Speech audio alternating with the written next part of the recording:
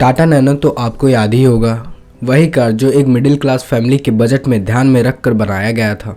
वही नैनो जो रतन टाटा का ड्रीम प्रोजेक्ट भी था, लेकिन उनकी उम्मीदों के हिसाब से यह कार ज़्यादा कामयाबी नहीं हासिल कर पाई।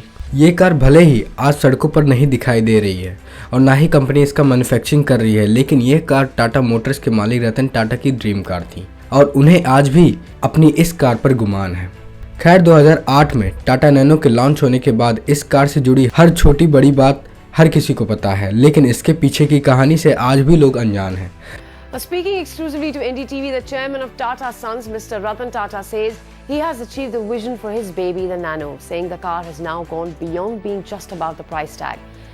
The price was an issue that we kept our promise. At the same time, the car was supposed to be tremendous value and an affordable family car. That was the byword. That we have achieved. Ratan Tata ने Instagram के एक post पर अपनी ज़िंदगी के कुछ पहलुओं के बारे में बात की थी और इसी में अपने इस ड्रीम लखटकिया कार के बारे में भी बताया था। इस पोस्ट में रतन टाटा ने इस राज से भी पर्दा उठाया और उन्होंने बताया कि कैसे उनके पास नैनो बनाने का ख्याल आया।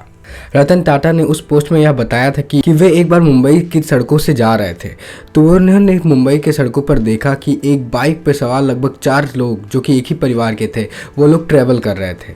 उस सड़कों पर जा रहे थे जो कि पूरी कीचड़ से कीचड़ भरी हुई थी, लेकिन उस समय बारिश भी हो रही थी और वे सभी बारिश से बचने के लिए लाख कोशिश कर रहे थे, लेकिन इसमें वे नाकाम रहे। तो इसी को देखने के बाद रतन टाटा ने यह सोचा कि क्यों ना लोगों के लिए कुछ ऐसा बनाया जाए जो लोगों को आसानी से अफोर्डेबल हो और वे आसानी से सेफ रह सके।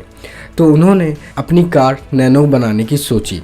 रतन टाटा का यह सपना 10 जनवरी 2008 को पूरा हुआ, जब टाटा की नैनो कार की लॉन्चिंग नई दिल्ली ऑटो एक्सपो में इसका उद्घाटन किया गया था। जिस वक्त इसे बाजार में पेश किया गया था उस वक्त इसकी शुरुआती कीमत महज 1 लाख रुपए थी।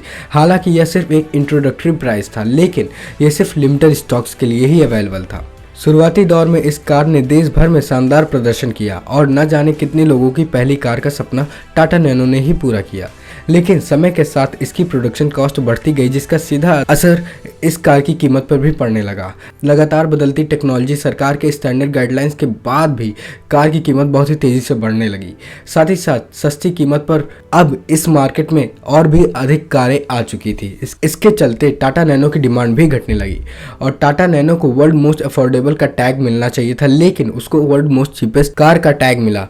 चीप का मतलब होता है सस्ता, और जब साल 2018-19 में टाटा नैनो कार को बंद किया गया था तो इसकी कीमत 2,60,000 रुपये तक की पहुंच चुकी थी, जो ऑल्टो जैसी गाड़ियों की करीब हो गई थी। मतलब कि जो ऑल्टो जैसी गाड़ियों की प्राइस थी उसके आसपास आ गई थी और लोगों को ये कोई खास डील नहीं लग रही थी। और यही वजह है इसकी डिमांड को घटने के लिए, क्योंकि टाटा ने अपने नैनो के लिए जो प्राइस था वो सिक्योर नहीं कर पाया, वो सस्टेन नहीं कर पाया, जिसकी वजह से इसके कंपटीटर इससे ज़्यादा आगे निकल गए। तो रतन टाटा जी ने जो सपना देखा था कि वे लोगों को 55,000 की बाइक को छोड़कर सब लोग कार में चलेंगे, लेकिन यह सपना उनका अधूरा ही रह गया, जिसका सिर्फ एक ही कारण है, वह है इसकी प्राइस को सस्टेन ना कर पाना। फिर 2018 तक आते आते टाटा नैनो की जो प्राइस थी वो बाइक के 4 गुना हो गई थी, जिसकी वजह से टाटा नैनो को कार मैन्युफैक्चरिंग रोकना पड़ा। और सबसे बड़ी बात यह थी, इस समय तक टाटा नैनो लोगों के अंदर एक्साइटमेंट डेवलप नहीं कर पाया। इंडिया में लोग पर्सनल सेटिस्फैक्शन से ज़्यादा सोशल स्टैंडिंग को प्रूफ करने के लिए कार लेते हैं।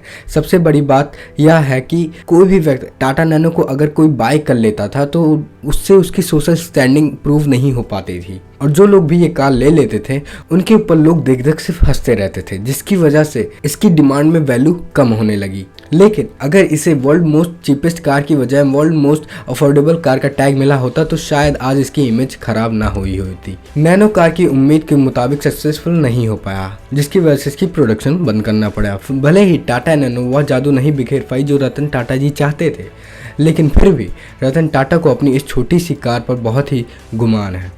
इसकी वजह है कि उन्होंने अपने वादे को पूरा किया और देश को एक लखटकिया कार की सवारी करवाई। लेकिन अब यह कार एक नए अवतार में आने वाली है। इलेक्ट्रिक व्हीकल्स के लिए पावर ट्रेन बनाने वाली कंपनी इलेक्ट्रा ईवी ने टाटा नैनो को कस्टमाइज कर दिया है, जिसे एक इलेक्ट्रिक कार के रूप में दे दिया है। Custom bill 72V nano EV को रतन टाटा को जब डिलीवर किया गया था तो वो खुद इसकी सवारी करने से रोक नहीं सके। उनके साथ उनके फ्रेंड्स और एसोसिएट्स ने भी इस कार की सवारी में शामिल थे। इसके बारे में इलेक्ट्रा ईवी ने लिंक्डइन पर एक पोस्ट शेयर किया था। तो हो सकता है कि टाटा नैनो हमें फ्यूचर में इलेक्ट्रिक कार के रूप में दिख सकती है। लेकिन अगर आप टाटा ग्रुप के हिस्ट्री के बारे में जानना चाहते हैं तो आप बगल वाली वीडियो ज़रूर देखें।